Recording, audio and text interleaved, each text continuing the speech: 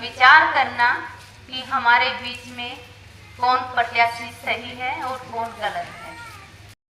और एक तरफ कांग्रेस वाले हैं जो कल भी आपने वीरेंद्र का एक भाषण सुना होगा, उसके पीठ पीछे लोग खड़े थे, वो गिड़गिड़ा रहे थे।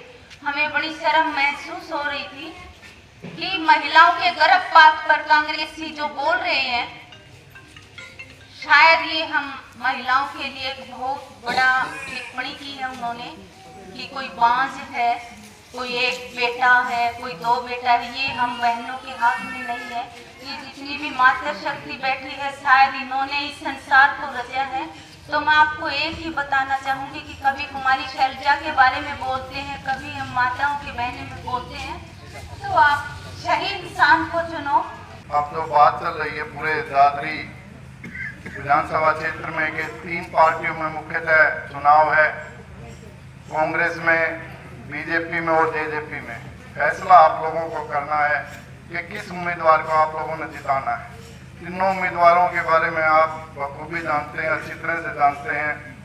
मैं तो पिछले 2 इलेक्शन भी मैंने लड़ा, पिछला इलेक्शन मैं नहीं लड़ पाया, लेकिन जिस ग्रुप में भी रहे हमेशा ये सोचते रहे कि भी जितना भी संभव हो सके, किसी का कोई पर्सनल काम है या गांव की कोई गली का काम है या रोड का काम है, जो मेरे से हो सकता है वो मैंने करने का काम किया। फिर भी एक तो जिम्मेवारी विधायक की होती है, तो हो सकता है कोई गलती, कोई कमी मेरे अंदर रही हो, तो उसकी मैं माफ़ी मांगता हूँ।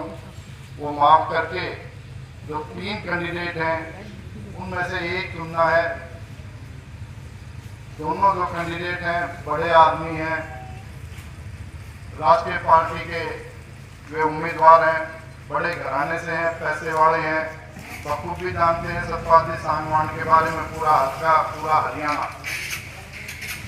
1996 से लेके वो लगातार चुनाव लड़ रहे हैं और उनकी जो खासियत है या ये माने कि एक ऐसी बात कि हर बार वो दल बदलते हैं।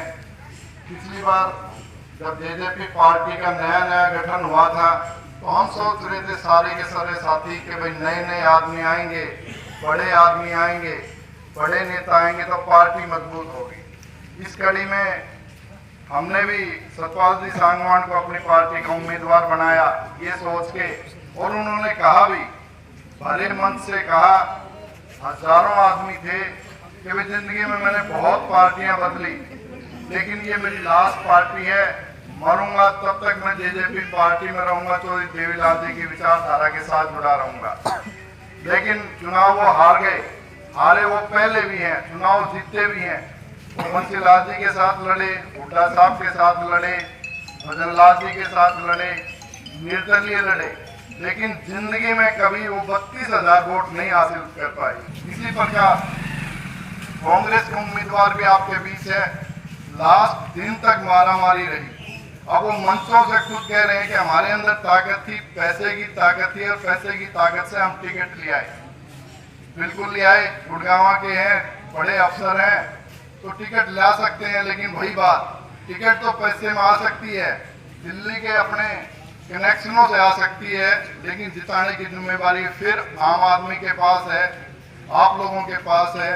और दूसरी तरफ वो 2 व्यक्ति हैं जो पैसे की ताकत से टिकट भी लेके आए हैं और पैसे की ताकत से जीतने का भी काम करने का काम करेंगे। या तो वो दोनों कैंडिडेट आप लोगों के बीच आ गए होंगे, नहीं आए होंगे तो आएंगे, और जिस रूप में आते हैं आप लोग देखना, 150 गाड़ियों के साथ दोनों चलते हैं और महंगी से महंगी गाड़ियों में चलते हैं और 200-300 आदमी उनके साथ होते हैं। गांव की ऐसी घेराबंदी कर लेते हैं जैसे गांव के ऊपर आक्रमण करने जा रहे हैं, यानी कि कोई चीज छीनने जा रहे हैं। जो चीज मांगने के लिए जा रहे हो तो मांगने वाले के तो सर भी झुकता है और हाथ भी फैलाए जाते हैं। उसमें बड़ी गाड़ियों की जरूरत नहीं, 300 आदमियों की जरूरत नहीं, चौक में आगे अपनी बात रखें।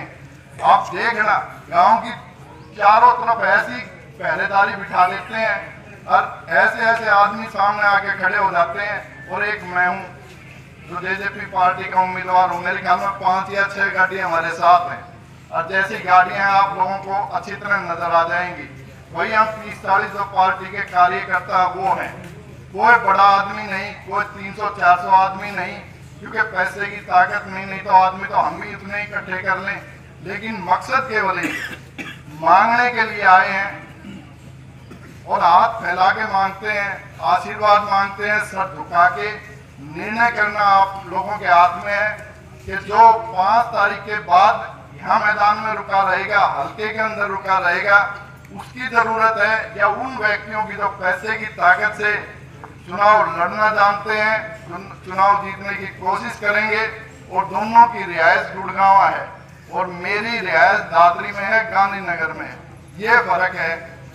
दौरा कर रहे हैं, किस प्रकार का सहयोग मिल रहा है? जैसे आप देख रहे हो, अभी हम फतेहगढ़ गांव में थे, पूरा गांव बात सुनने के लिए आया और सबके चेहरे पे ये लगता है कि अब की बार फिर से एक बार मेरे को मौका देने जा रहे हैं, मेरे को आशीर्वाद देने जा रहे हैं और मेरे को ये जिम्मेवारी देने जा रहे हैं कि मैं चुनाव जीतूं और जीत के मैं सब लोगों की सेवा करूं। आप मेरे से ज़्यादा हल्के में घूमते हो, हर कैंडिडेट को देखते हो, आप उनके काफिले देखना, अगर वो फतेहगढ़ आए हैं या नहीं आए हैं मेरे को नहीं पता है। आगे वो आप गांव वालों से पूछना, मेरे जाने के बाद 150 से एक भी कम गाड़ी नहीं होती। सारे गांव की घेराबंदी ऐसे कर लेते हैं जैसे आक्रमण करना है गांव के ऊपर, और सारी की सारी बाहर से गाड़ियां हैं, महंगी से महंगी गाड़ियां हैं। मेरे को ये समझ में नहीं आता है, जब हम कोई चीज़ मांगने जा रहे हैं, आशीर्वाद लेने जा रहे हैं, तो 300 आदमियों की कहाँ ज़रूरत है या 150 गाड़ियों की कहाँ ज़रूरत है। प्यार से आओ चौक में, आप अपनी बात रखो, लोगों को समझ में आएगी तो वोट देंगे, नहीं समझ में आएगी तो नहीं देंगे, वो चाहे फिर राजदीप है या कोई और भाई है। तो मेरी तो बस आप लोगों के माध्यम से यही है और उन तक संदेश है कि कम से कम हल्के को डराने की और दबाने की कोशिश ना करें, वो इतना करें अपनी वोट मांगे। अब 300 गाड़ियाँ 150 गाड़ियाँ लेके चल रहे हो, आप क्या प्रदर्शन कर रहे हो ताकत का, पैसे का, ये गलत है।